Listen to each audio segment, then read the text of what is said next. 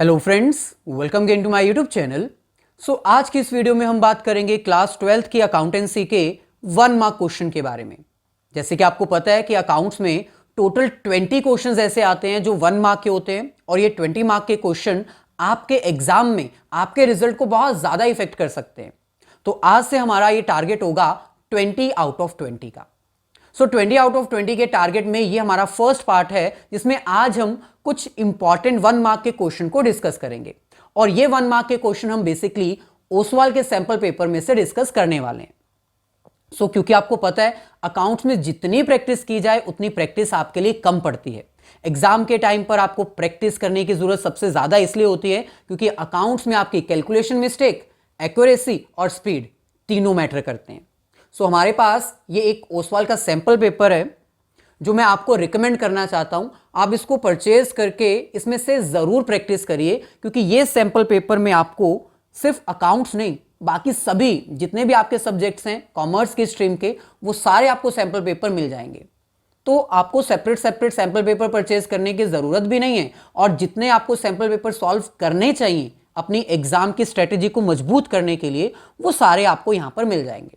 अगर हम बात करें इसमें English, physical education, computer science, mathematics, accountancy, economics और बीएसटी यानी सारे ही मेजर सब्जेक्ट्स के 5-5 सैंपल पेपर और अनसॉल्व पेपर दिए गए हैं। यानी सॉल्व पेपर भी हैं और अनसॉल्व पेपर भी इसमें गिवन है।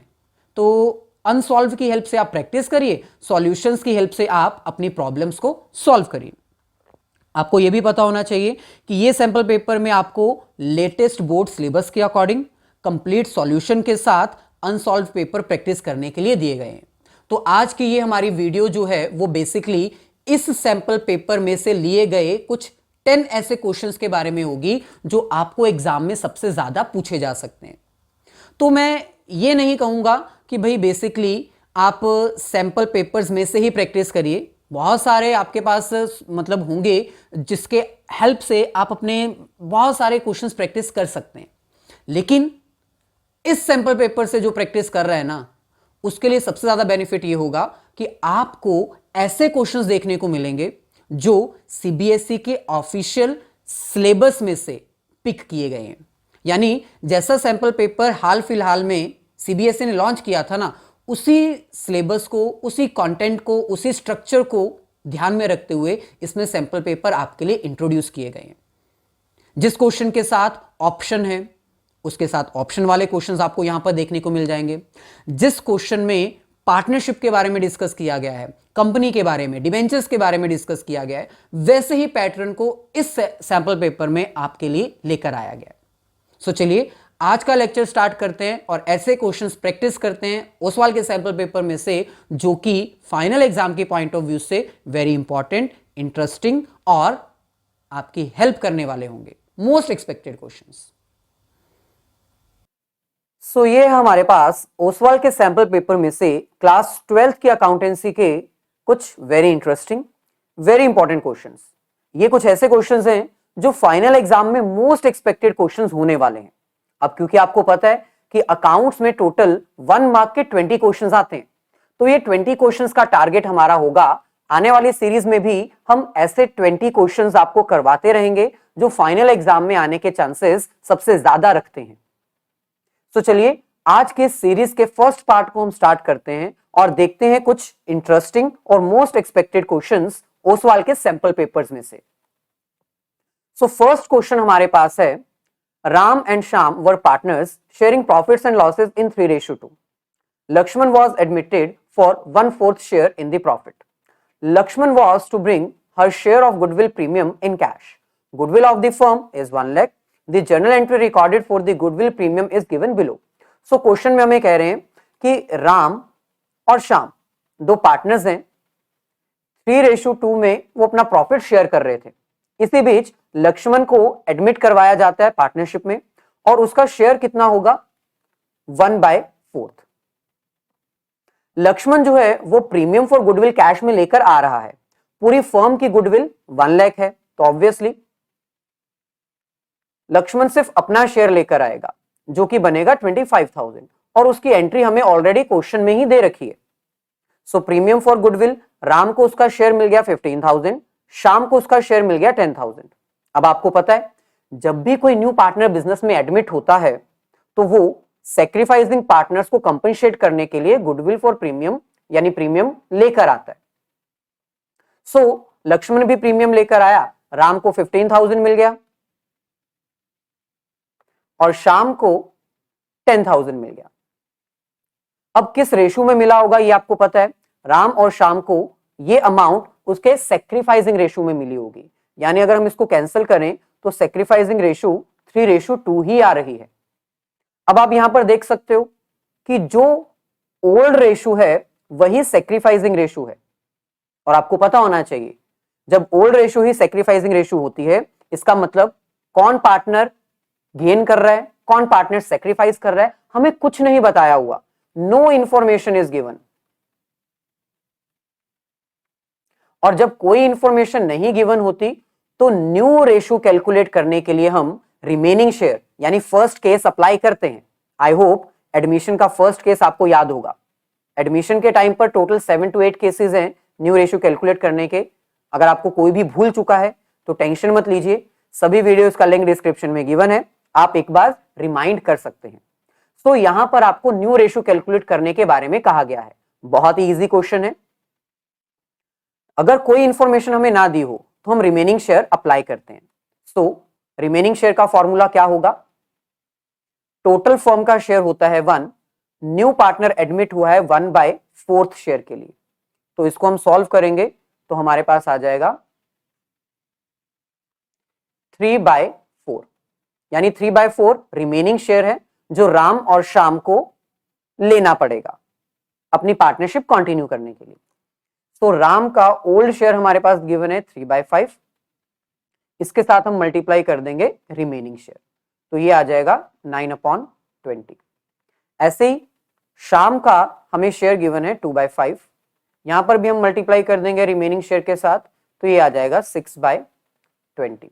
और न्यू पार्टनर लक्ष्मण, इसका शेयर हमें 1/4 गिवन है, एलसीएम को इक्वल करने के लिए हमें 5 से मल्टीप्लाई करना पड़ेगा, सो 5/20।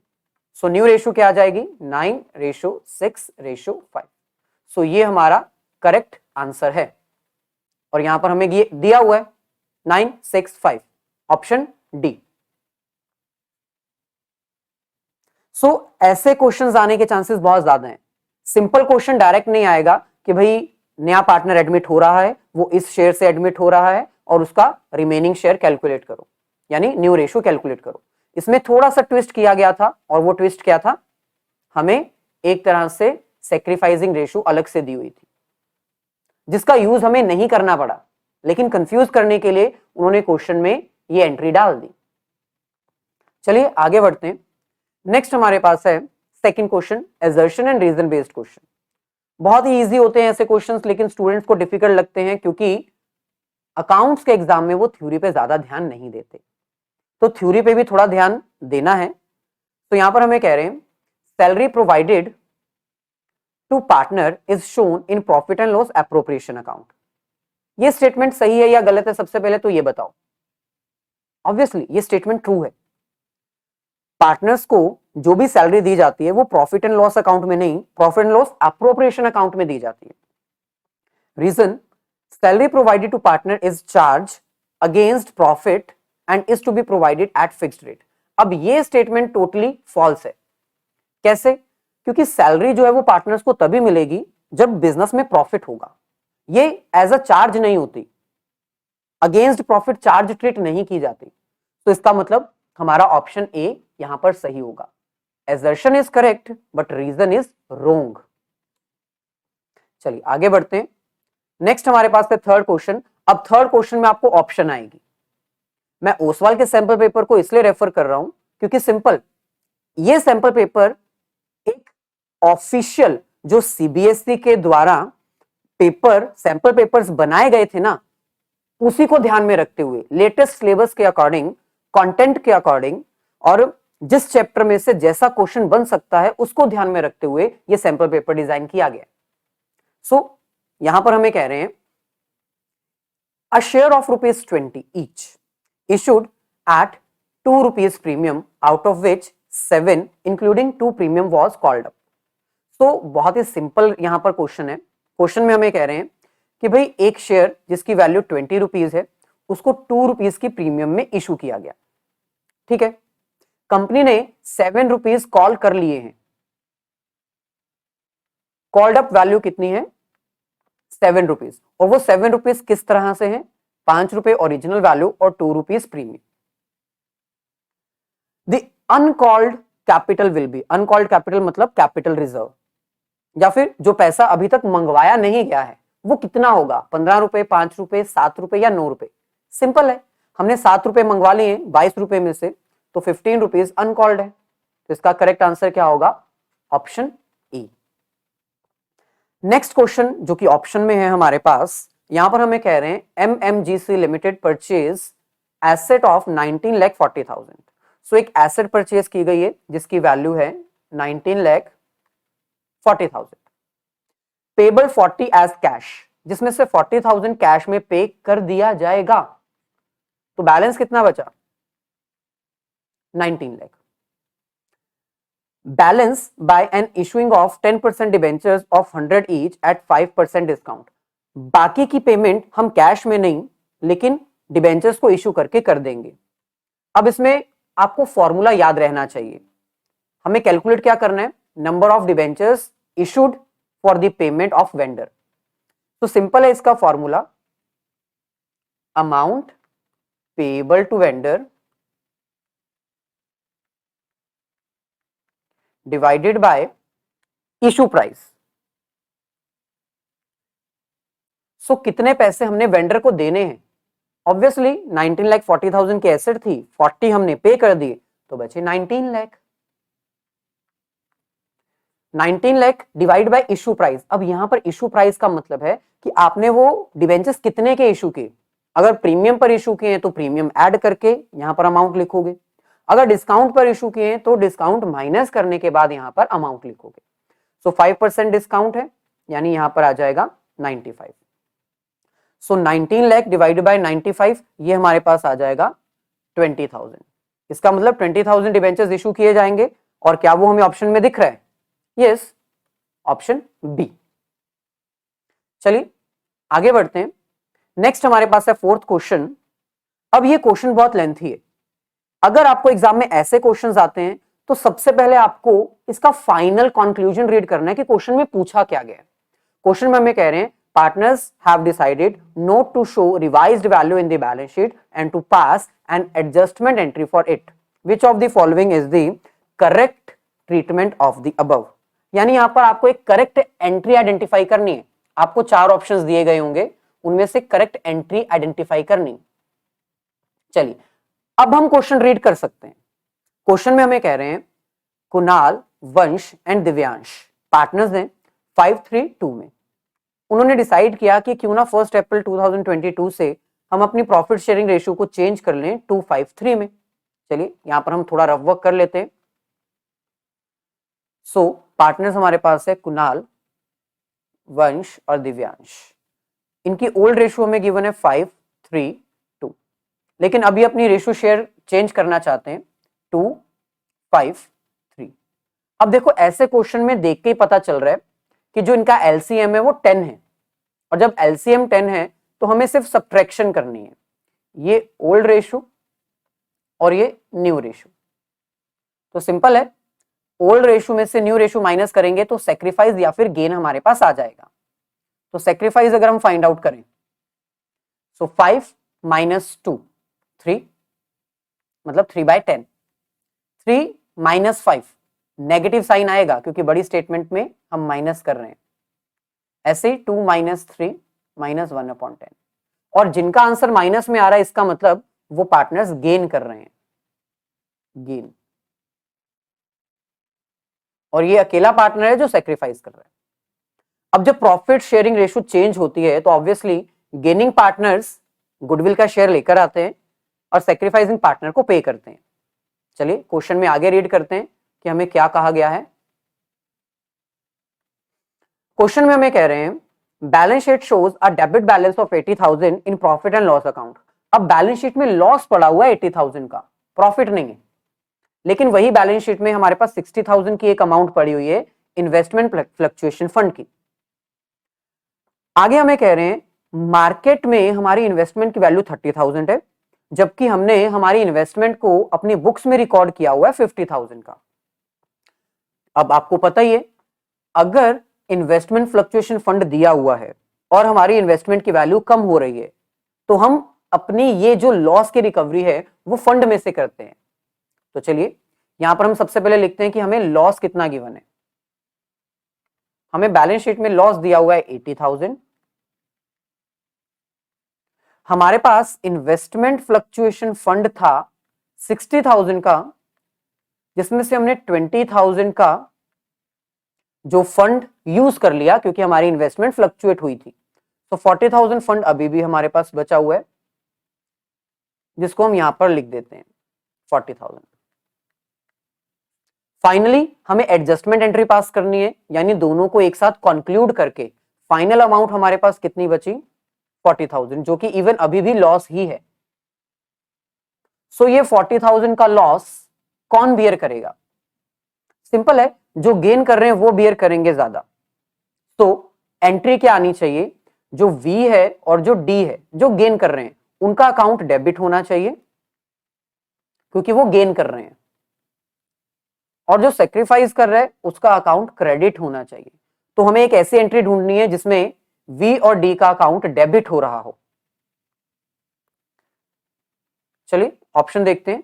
यहां पर V और D का अकाउंट क्रेडिट हो रहा है, यहां पर भी क्रेडिट हो रहा है, यहां पर डेबिट हो रहा है और यहां पर भी डेबिट हो रहा है। अब नेक्स्ट कंक्लूजन हमें कैसे फाइंड आउट करना है कि कौन सी एंट्री सही है? अमाउंट से। तो अमाउंट कैसे पता चलेगी? सिंपल है, जो V है वो कितना गेन कर रहा है 2/10। तो इसको सॉल्व करेंगे तो ये आ जाएगा 8,000, और जो D है वो कितना गेन कर रहा है 1/10, तो ये आ जाएगा 4,000। सो 8,000 और 4,000 कौन सी वाली एंट्री है? Option C. तो सी ऑप्शन आपका करेक्ट है।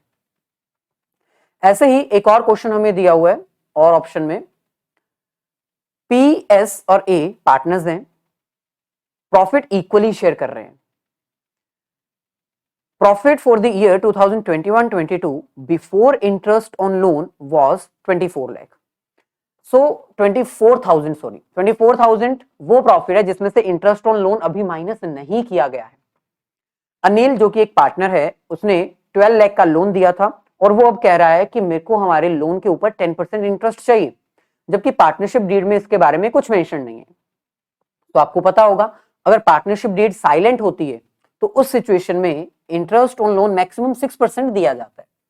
तो अनिल को हम 6% इंटरेस्ट देंगे फॉर हाउ मेनी मंथ? यहां पर मंथ का भी ध्यान रखना है। सितंबर में अनिल ने लोन दिया था, तो सितंबर तो बीत गया क्योंकि 30 सितंबर है ना हमारे पास, तो सितंबर का मंथ बीत चुका है। सितंबर को छोड़ के बाकी के मंथ्स काउंट करो, अक्टूबर, नवंबर, दिसंबर, जन, फेब, मार्च। सो 6 मंथ्स के लिए। चलिए यहां पर कैलकुलेशन कर लेते हैं। तो अनिल ने लोन दिया था 12 लाख का, इसके ऊपर हम अप्लाई करेंगे 6% जो कि मैक्सिमम इंटरेस्ट रेट है, फॉर हाउ लॉन्ग? 6 मंथ्स। सो ये आ जाएगा 36,000। अब आपको पता होना चाहिए interest on loan is a charge against profit. चाहे हमारे पास प्रॉफिट का बैलेंस सफिशिएंट ना हो, लेकिन पार्टनर को इंटरेस्ट ऑन लोन हमें देना ही पड़ता है।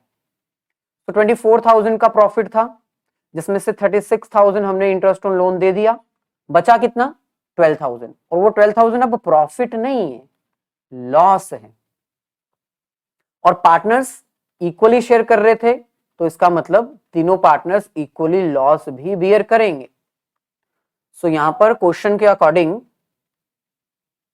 The amount of profit and loss distributed between partners कितनी होनी चाहिए? Option D 4,000 each partner loss.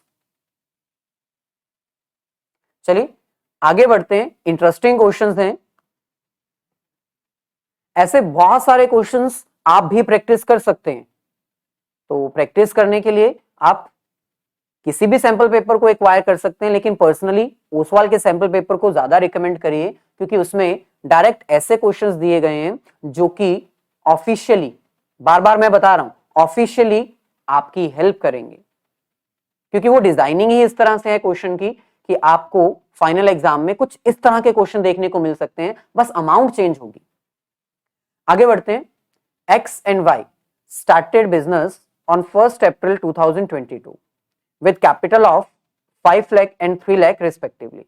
तो एक्स और वाई ने बिजनेस स्टार्ट किया 1 अप्रैल को 5 लाख और 3 लाख से। 1 मई 2022 को एक्स ने एडिशनल कैपिटल इंट्रोड्यूस की 1 लाख, जबकि वाई ने विड्रॉ कर ली 50,000। 1 अप्रैल 2022 को एक्स ने भी विड्रॉ की 2 लाख, जबकि वाई ने तब इंट्रोड्यूस की 2,50,000। अब इंटरेस्ट ऑन कैपिटल 6% देना है। कैलकुलेशन किसकी करनी है? सिर्फ एक्स की। अब स्टूडेंट्स क्या करते हैं, बिना क्वेश्चन रीड किए एक्स और वाई दोनों की इंटरेस्ट ऑन कैपिटल कैलकुलेट करने बैठ जाते हैं। क्वेश्चन लेंथी हो जाता है, टाइम कंज्यूमिंग हो जाता है, जबकि पूछा उन्होंने सिर्फ एक्स का है। सो यहां पर हमें सिर्फ एक्स की कैलकुलेशन करनी है। सिंपल है, देखो 1 अप्रैल 2022 को एक्स ने अपने बिजनेस में कितनी अमाउंट इन्वेस्ट की हुई है? 5 लाख। नेक्स्ट चेंज कब आया? 1 मई 2022 को एक्स ने एडिशनल कैपिटल इंट्रोड्यूस की 1 लाख, यानी एक महीने के बाद 1 मई 2022 को एक्स ने 1 लाख कैपिटल इंट्रोड्यूस की, और 1 लाख कैपिटल इंट्रोड्यूस करने के बाद अब उसकी कैपिटल कितनी हो गई? 6 लाख। इसका मतलब एक्स ने 5 लाख अपने बिजनेस में इन्वेस्ट किया था, इसके ऊपर एक्स को 6% इंटरेस्ट मिलेगा, लेकिन कितने मंथ के लिए? सिर्फ एक महीने के लिए। 12 में से सिर्फ एक महीने के लिए ही मिलेगा, क्योंकि 1 मंथ के लिए ही उसने 5 लाख इन्वेस्ट किया था। 1 मंथ के बाद उसकी इन्वेस्टमेंट 6 लाख की हो गई थी। सो 1 मंथ के अकॉर्डिंग 5 लाख के ऊपर अगर हम 6% अप्लाई करते हैं तो ये हमारे पास आएगा 2500। ऐसे ही नेक्स्ट 6 लाख के ऊपर भी 6% मिलेगा, लेकिन कितनी देर के लिए? चलिए देखते हैं। आगे हमें कह रहे हैं कि 1 अक्टूबर 2022 को एक्स ने अपनी 2 लाख कैपिटल विड्रॉ करवा ली। सो 1 अक्टूबर 2022 को एक्स ने 2 लाख कैपिटल विड्रॉ करवाई, इसका मतलब उसकी कैपिटल कितनी हो गई? 4 लाख। तो अब एक्स को 6 लाख के ऊपर 6% इंटरेस्ट मिलेगा, कितने मंथ के लिए? मई, जून, जुलाई, अगस्त, सितंबर, 5 मंथ के लिए। अक्टूबर हम काउंट नहीं करेंगे क्योंकि अक्टूबर की ये फर्स्ट डेट ही है। सो ये आ जाएगा 15,000। ठीक है। नेक्स्ट, अब यहां पर आपको पता होना चाहिए कि 4 लाख के ऊपर भी 6% इंटरेस्ट मिलेगा, लेकिन कितने मंथ के लिए? रिमेनिंग बाकी जितने भी मंथ हैं, 12 में से 6 मंथ्स का हम काउंट कर चुके हैं, तो बचे 6 मंथ्स। कितना आ जाएगा? 12,000। So total interest on capital plus करके हमारे पास आएगा 29,500।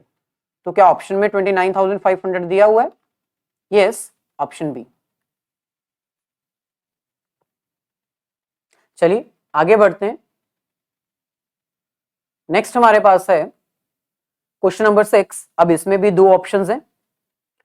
तो फर्स्ट हमें कह रहे हैं X Limited took over the asset of 4,08,000 and creditors of 48,000 of Y Limited। यानी X Limited ने Y Limited का पूरा बिजनेस ही परचेज कर लिया। इस बिजनेस में एसेट्स की वैल्यू 4,08,000 थी और लायबिलिटीज की वैल्यू 48,000 थी। यानी दोनों को सब्ट्रैक्ट किया जाए तो नेट वर्थ कितनी हुई? नेट वर्थ मतलब जो कैपिटल होती है, इस बिजनेस की टोटल वैल्यू कितनी बनी? 3,60,000। सो एक्स लिमिटेड ने ये बिजनेस 3,60,000 में परचेज कर लिया और एक्स लिमिटेड ने कहा कि 10% पेमेंट हम चेक से कर देंगे। तो 10% यानी कि 36,000 पेमेंट चेक से कर दी गई है। बैलेंस जो बचेगा यानी 90%, बैलेंस कितना बचेगा? 90%, 3,24,000। ये पेमेंट कैसे की जाएगी? By issue of fully paid 15% debentures of 100 each at a premium of 20। Number of debentures to be issued. अब ये सेम वैसा ही क्वेश्चन है, बस इस क्वेश्चन में आपको अब प्रीमियम पर डिबेंचर्स इशू किए गए हैं। तो फॉर्मूला वही रहेगा, amount payable to vendor, vendor को हमने कितने पैसे देने हैं 3,24,000 डिवाइडेड बाय इशू प्राइस। अब इशू प्राइस क्या है 100 प्लस 20 120। तो कितने डिबेंचर्स इशू किए जाएंगे, डिवाइड करके हमारे पास आंसर आएगा 2700।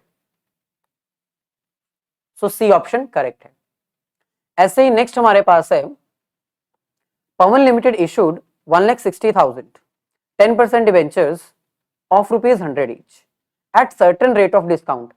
पवन लिमिटेड ने, पावना लिमिटेड ने 1,60,000 डिबेंचर्स इशू किए हैं। 100 रुपए के डिबेंचर्स थे, किस रेट पे इशू किए ये नहीं पता, लेकिन इतना पता है कि डिस्काउंट पर इशू किए। वो डिस्काउंट का रेट क्या है हमें वही फाइंड आउट करना है। आगे हमें कह रहे हैं were to be redeemed at 20% premium, लेकिन इतना पता है कि जब ये डिबेंचर्स रिडीम किए जाएंगे यानी इनकी पेमेंट वापस जब की जाएगी तो 20% प्रीमियम पर पैसे वापस किए जाएंगे।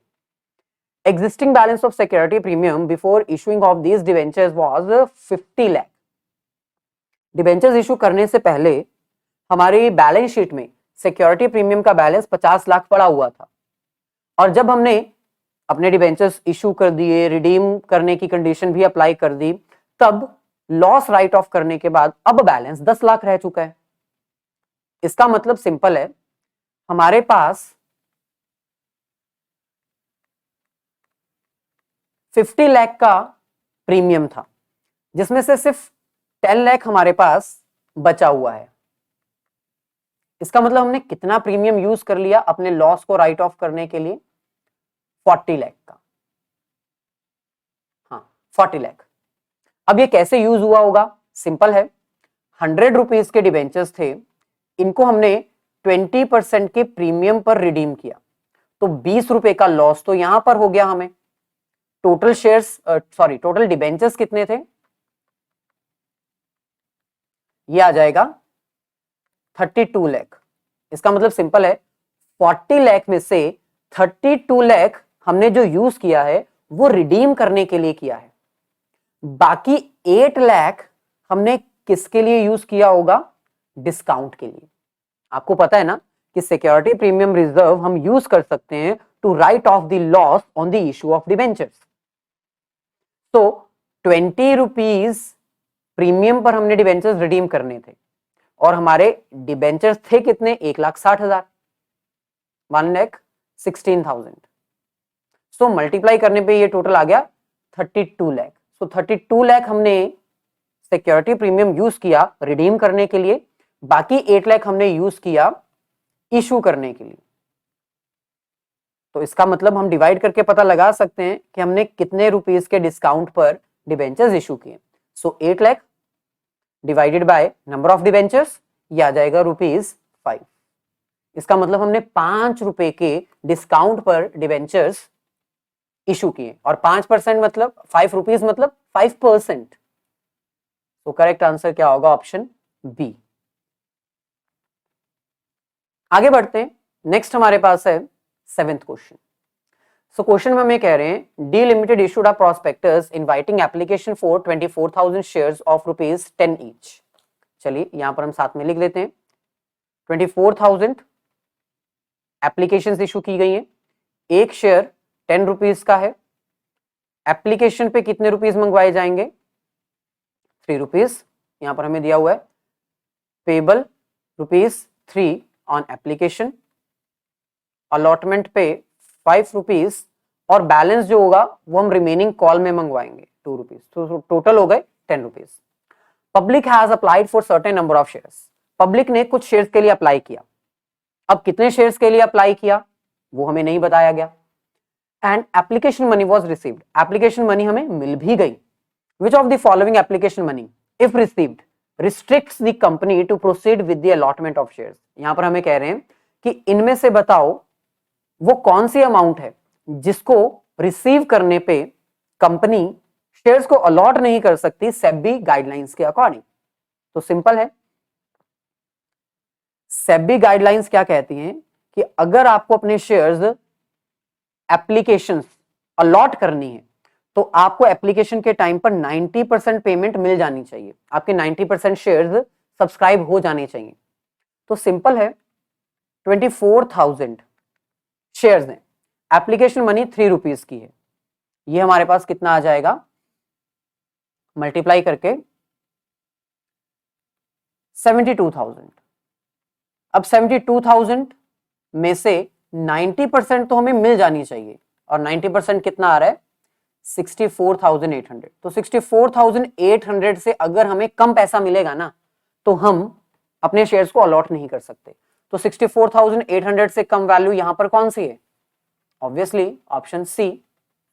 तो ऑप्शन सी इसका करेक्ट आंसर है। अगर हमें 60,000 मिलेगा ना, तो कंपनी अलॉटमेंट नहीं कर सकती। सो इंटरेस्टिंग क्वेश्चन था ये, एग्जाम के पॉइंट ऑफ व्यू से इंपॉर्टेंट भी था। आगे बढ़ते हैं, 8th क्वेश्चन, इसमें भी आपको ऑप्शन आएगी। ए बी सी पार्टनर्स हैं, लिख लेते हैं साथ में, 4, 3 और 2 में शेयर कर रहे हैं।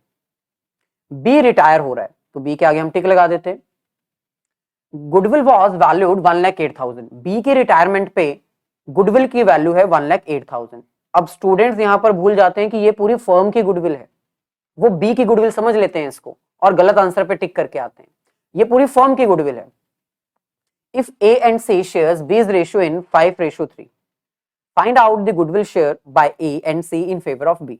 अब कह रहे हैं बी रिटायर हो रहा है, सो बी को गुडविल का शेयर दिया जाएगा। कौन देंगे, ए और सी देंगे। ए और सी कौन सी रेशो में बी का शेयर एक्वायर कर रहे हैं, 5:3 में। अब जिस रेशो में बी का शेयर एक्वायर किया गया है ए और सी के द्वारा, उसी रेशो में ए और सी गुडविल लेकर आएंगे और बी को कंपनसेट करेंगे। तो 1,08,000 पूरी फर्म की गुडविल है, इसमें से सिर्फ बी का शेयर कितना होगा, सो मल्टीप्लाई 3 डिवाइडेड बाय 9, ये हमारे पास आ जाएगा 36,000। सो 36,000 कौन लेके आएगा, ए और सी, कौन से रेशो में, 5:3 में। सो 5:3 में इसका आंसर हमारे पास आएगा 22,500, 13,500। सो करेक्ट आंसर क्या होगा, option A.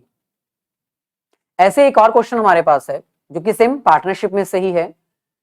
A B C partners हैं, ए की कैपिटल 6 लाख है, बी की कैपिटल 2 लाख है। A has not invested any amount as capital, C जो है वो कुछ भी अमाउंट कैपिटल में नहीं लेकर आया है, क्योंकि वो अलोन बिजनेस को मैनेज कर रहे हैं। सी कहता है कि भाई मेरे को 50,000 सैलरी चाहिए, लेकिन पार्टनरशिप डीड में इसके बारे में कुछ नहीं लिखा हुआ। फर्म का प्रॉफिट 1,50,000 हुआ, बताओ पार्टनर्स को कितना शेयर दिया जाएगा।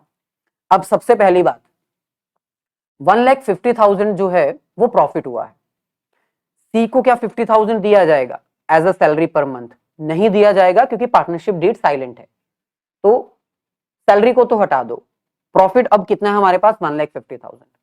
ये तीनों पार्टनर्स किस रेशो में शेयर कर रहे हैं, क्या ये दिया हुआ है, नहीं, हमें ये भी नहीं बताया। इसका मतलब क्वेश्चन में ये भी साइलेंस बना हुआ है कि किस रेशो में ये शेयर कर रहे हैं। तो अगर कोई इंफॉर्मेशन नहीं गिवन है, तो पार्टनरशिप डेट साइलेंट होने की वजह से पार्टनर्स इक्वली शेयर कर रहे हैं। तो तीनों को कौन से रेशो में प्रॉफिट मिलेगा, इक्वल रेशो में, 50, 50 एंड 50। तो ऑप्शन डी। आगे बढ़ते हैं, नेक्स्ट हमारे पास है एक क्वेश्चन ऐसा जो कि केस बेस्ड क्वेश्चन है, मतलब आपको पूरा क्वेश्चन रीड करना पड़ेगा, जिसको रीड करके आप 9th और 10th क्वेश्चन का आंसर दोगे। अगर ऐसा लेंथी क्वेश्चन आपको एग्जाम में आता है, आएगा ही आएगा, अगर ऐसा लेंथी क्वेश्चन आपको एग्जाम में आता है, तो आपको सबसे पहले लास्ट इसके क्वेश्चंस रीड करने के, क्वेश्चन में पूछा क्या गया है। तो 9th और 10th पहले क्वेश्चन देखते हैं कि क्वेश्चन क्या है। इंटरेस्ट ऑन धानवीज ड्राइंग, अच्छा मतलब धानवी ने कुछ ड्राइंग्स की होंगी, उसकी इंटरेस्ट ऑन ड्राइंग हमें कैलकुलेट करनी है, number 1। Second, interest on Pavan's capital, Pavan की कैपिटल के ऊपर कितना इंटरेस्ट उसको दिया जाएगा, ये कैलकुलेट करना है। सो हमें फोकस करना है डी की यानी धावनीस की ड्राइंग के ऊपर, पी की यानी पवन की कैपिटल के ऊपर। चलिए अब हम क्वेश्चन रीड करते हैं। सो क्वेश्चन में हमें कह रहे हैं Dhanvi and Pavna are partners in a firm trading in toys, sharing 332. सो तीनों पार्टनर्स हैं, 332 में शेयर कर रहे हैं। उनकी फिक्स्ड कैपिटल कितनी दी हुई है? 2 लाख, 3 लाख एंड 6 लाख। हमें कैपिटल किसकी चाहिए? पवना की। तो इसको हम रफ में लिख लेते हैं यहां पर। तो कैपिटल कितनी है? 6 लाख। 1 अप्रैल 2021 को इसकी कैपिटल है 6 लाख। जो जो इंपॉर्टेंट इंफॉर्मेशन हमें चाहिए बस हम वही लिखते जाएंगे। आगे हमें कह रहे हैं during their Covid pandemic all partners decided to help the poor daily workers personally for this. Dharya withdraw 20,000 from the firm. अब धार्या की ड्राइंग्स कितनी है हमें इससे मतलब नहीं है, क्योंकि हमें drawing interest on drawing Dhanvi की कैलकुलेट करनी है। आगे बढ़ते हैं। Dhanvi withdrawing cash from the firm daily amounting to ₹24,000। So ये हमें ड्राइंग्स चाहिए। धानवी 24,000 विड्रॉ कर रही है। कब विड्रॉ कर रही है? पर मंथ, पर एनम, कुछ बताया नहीं हुआ, बस हमें टोटल अमाउंट बताई हुई है कि उसने 24,000 विड्रॉ करवाया है। तो यहां पर लिख लेते हैं। इसकी ड्राइंग्स हैं 24,000। कब विड्रॉ करवाई गई है? कोई फिक्स्ड अमाउंट और कोई फिक्स्ड डेट हमें नहीं गिवन। And distributed to fixed workers और families on the other hand Pavana withdraw 1 lakh from her capital. अच्छा, अब पावना की कैपिटल के ऊपर हमें फोकस करना है। उसने 1 जनवरी 2022 को 1 लाख विड्रॉ करवाया है। तो यहां पर हम लिख लेते हैं 1 जन 2022 को 1 लाख विड्रॉ करवाया गया है। तो 1 लाख विड्रॉ करवाने के बाद अब कैपिटल कितनी बची है? 5 लाख।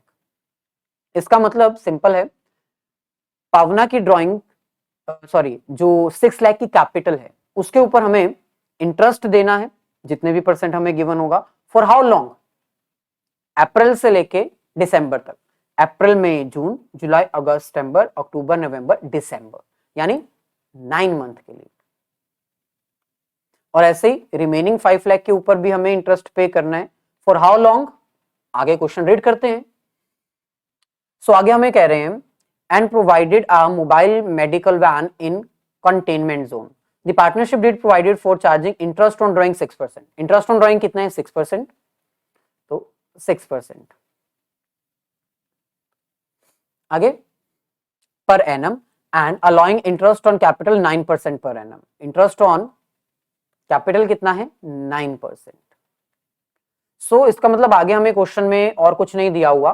5 लाख के ऊपर 9% फॉर रिमेनिंग 3 मंथ्स।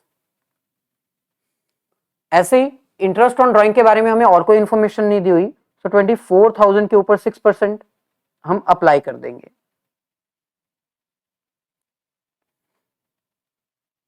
सो ये हमारे पास आ जाएगा 1440। अब यहां पर आपको ध्यान होना चाहिए कि अगर यहां पर हमें पर एनम नहीं दिया होता तो हम यहां पर एवरेजली 6 मंथ्स के लिए कैलकुलेशन करते हैं, लेकिन पर एनम दिया हुआ है और कब विड्रॉ करवाया गया है, in the beginning, in the end, in the middle, कुछ नहीं बताया, तो हम 6% ही ऑनली लगाएंगे। तो यहां पर करेक्ट आंसर हमारा आ जाएगा ऑप्शन ए। ऐसे ही इसके भी कैलकुलेशन हम कर लेते हैं। फर्स्ट हमारे पास आएगा 6 लाख का 9% फॉर 9 मंथ 40,500। देन 5 लाख के ऊपर 9% फॉर 3 मंथ्स, ये आएगा 11,250। सो दोनों को प्लस कर देंगे, ये हमारे पास आ जाएगा 51,750। तो ऑप्शन में हमारे पास ये दिया हुआ है ऑप्शन सी। सो चलिए, ये हमारे पास थे कुछ इंपॉर्टेंट और इंटरेस्टिंग क्वेश्चंस। ऐसे ही हम नेक्स्ट पार्ट में अपने रिमेनिंग क्वेश्चन भी कंटिन्यू करेंगे। अगर वीडियो अच्छी लगी हो तो इसको लाइक और अपने सभी फ्रेंड्स के साथ शेयर जरूर कर दीजिएगा। जितना ज्यादा हो सके उतना ज्यादा प्रैक्टिस करिएगा, और प्रैक्टिस करने के लिए हम आपको बता चुके हैं कि ओसवाल्स के सैंपल पेपर आपके लिए बेस्ट रहेंगे, क्योंकि क्वेश्चन की फॉर्मेशन, क्वेश्चन के टाइप्स एज इट इज आपको फाइनल एग्जाम में देखने को मिलेंगे अगर आप इन बुक्स को रिकमेंड करते हैं। So all the very best.